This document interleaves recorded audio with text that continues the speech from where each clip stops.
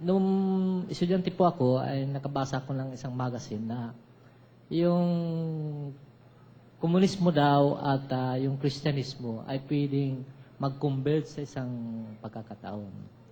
At ako naman ay, kung pwede po, ay mapaliwanagan mo ako ng kung mayroong pagkakapareho ang ating paniniwala sa Biblia at ang paniniwala ng mga komunista.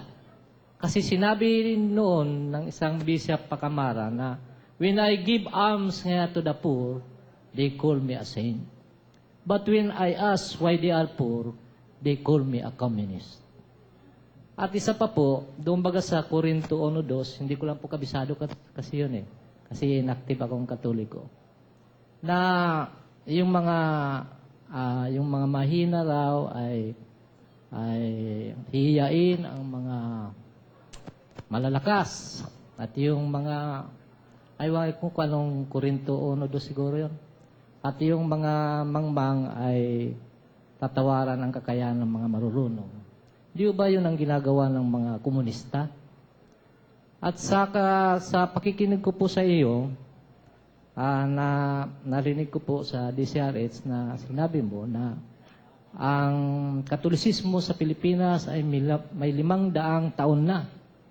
At hanggang ngayon ay hindi nagbabago ang kalagayan ng ating mga kababayang Pilipino. Ito kaya ay may pagkahulugan na siguro may paintulot ang ating Panginoong Diyos na baka sa ibang pamamaraan magkaroon ng kapayapaan sa Pilipinas. Kaya, ang ulit ko pong tanong sa iyo ay isa lang, meron mo bang pagkakapareho kung meron ang komunismo at ang Kristyanismo?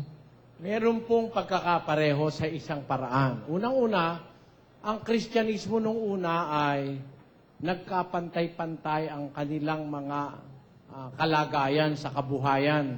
Basahin natin yung gawa ng mga apostol sa Kapitulo 2, kapatid na Willie. Ganito po ang sinasabi ng kasulatan. Sabi po sa 2 ng gawa sa talatang 44, at ang lahat ng mga nagsisampalataya ay nangagkakatipon, at lahat nilang pag-aari ay sa kalahatan. Ayon. Ipinagbibili nila ang kanilang pag-aari at kayamanan at ipinamamahagi sa lahat, ayon sa pangangailangan ng bawat isa. Ang lahat nilang pag-aari sa kalahatan. In that aspect, dun po pinagtutulad ng iba yung komunismo at ang Kristyanismo. Kasi ang claim ng komunismo, walang mayaman, walang mahirap. Pantay-pantay, yun ang kanilang gusto. Sa Kristiyano po, ang naganap, mula sa mga apostol, hanggang sa mga ministro, hanggang sa mga miyembro, ang pag-aari nilang lahat ay sa kalahatan. Nangyari po ito nung mga huling kaarawan ng Kristyanismo bago po dumating yung Dark Ages na sinasabi. Alam nyo, may dumating kasing Dark Ages na ang tao nabuhay na sa sari-saring kasamaan. Pero nung namamayani pa po ang Panginoong Hesus dito sa komunidad Kristiyano, andun yung pag-ibig, pagmamalasakit sa isa't isa. Ang kanilang pag-aari sa kalahatan. Ibig sabihin, walang nasasalat, walang nagkukulang, pantay-pantay. Yun po ang aming pinagsisikapang magawa ngayon. Pero meron din pong pagkakaiba ang komunismo sa Kristyanismo. Ang alam ko, komunismo ngayon di naniniwala sa Diyos eh. Ewan ko lang po kung meron ng naniniwalang iba, pero yung iba hindi naniniwala. Kasi may mga kapatid tayong galing sa komunista, hindi raw sila naniniwala sa Diyos nung araw. Bagaman, hindi naman tayo kalaban ng komunista. Ang katunayan, kaibigan ko si Ka Roger Rosal.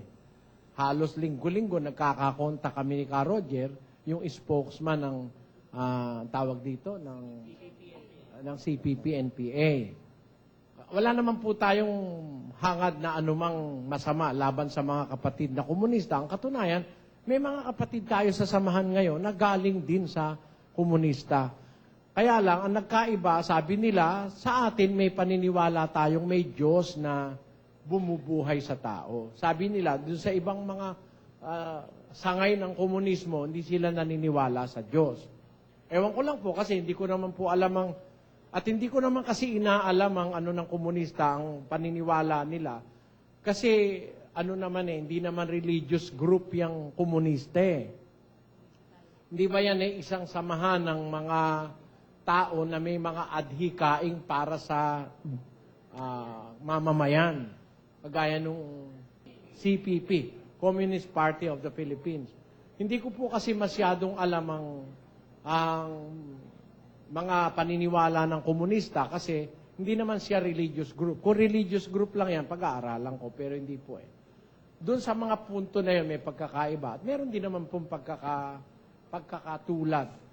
Ayon sa sinasabi ng iba na sa komunista, ang adhikain nila yung mapalaya ang bayan sa kahirapan at sa pang-aapi.